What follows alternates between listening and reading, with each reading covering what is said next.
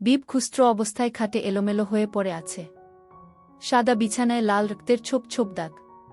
স্বামী নামক লোকটা বেলকনিতে বসে সিগারেট টানছে।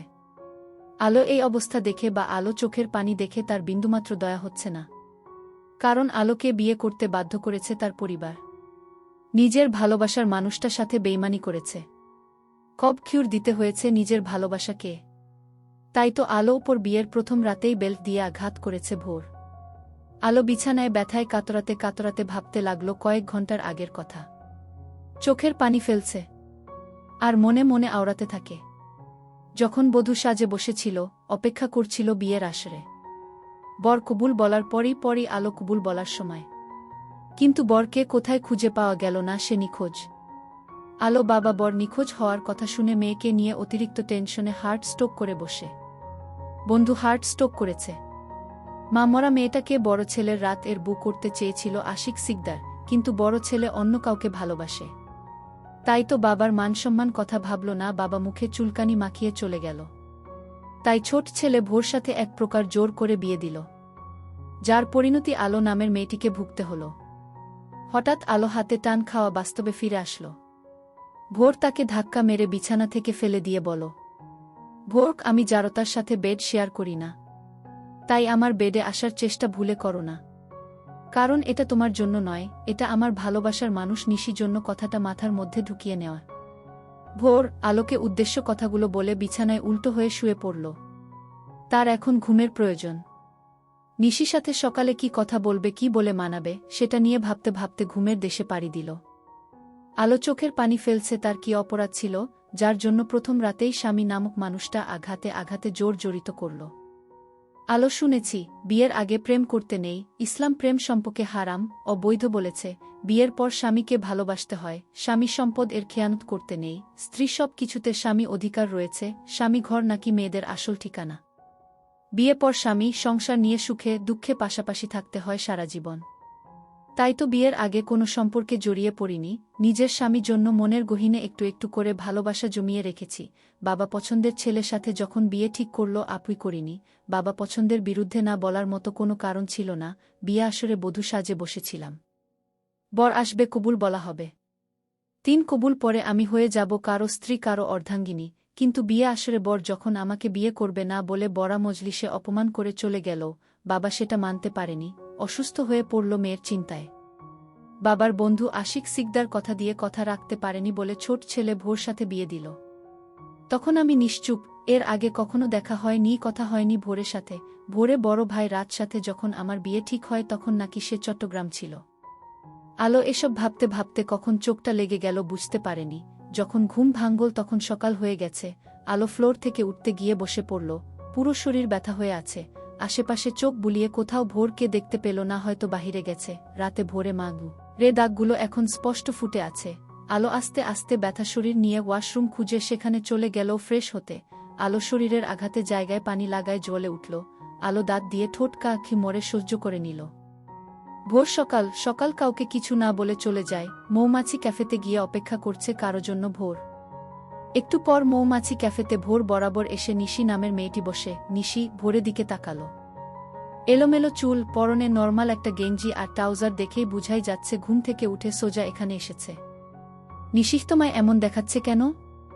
কি হয়েছে? ভোর, নিশি কি হলো, কথা বলছো না কেন?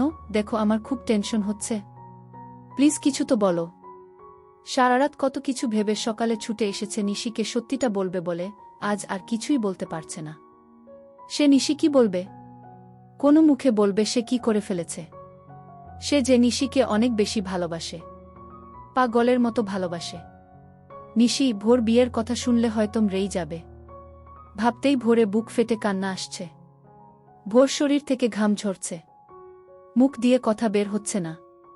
হাজার চেষ্টা করল ব্যাপারটা সামলাতে, কিন্তু পারল না। সত্যিটা আজ ভোর না বলে অন্য কারো থেকে জানলে কষ্ট পাবে। তাই অনেক কষ্টে সত্যিটা মুখে আনার চেষ্টা করল। ভোর, সব শেষ হয়ে গেছে। আমি নিজের হাতে নিজের ভালোবাসাকে খুব ক্ষীণ করে ফেলেছি। নিশিজ, কি বলছো তুমি এসব? পরিষ্কার করে প্লিজ বলো, কি শেষ হয়ে গেছে? দেখো আমার ভয় লাগছে, আমি আর সহ্য করতে পারছি না, প্লিজ বলো। ভোর, সব শেষ হয়ে গেছে, সব আমার দোষ। আমি সব শেষ করে দিয়েছি, আমি বিয়ে করেছি নিশি পাখি। নিশিস বিয়ে নামটা শুনে নিশ্চুপ রইল কিছুক্ষণ। তুমি কি অসুস্থ? বড় ভাইয়ে বিয়ে খেয়ে কি পাগল হয়ে গেলে তুমি? কি বলছো তুমি ভোর? তুমি মজা করছো তাই না? হ্যাঁ, মজা করছো আমার সাথে। প্লিজ বলো না এসব মিথ্যে। ভোর আর নিজেকে ধরে রাখতে পারল না, নিশি সামনে কেঁদেই দিল। ভোর চোখে পানি দেখে নিশি থমকে গেল। ভোর কাঁচতে কাঁচতে হাঁটু গেড়ে বসে পড়ল নিশি সামনে।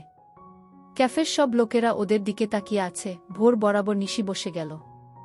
হাত দিয়ে ভোর গাল দুটো ধরে উপরে তুলল। ভোর, বিশ্বাস করো আমি করতে চাইনি।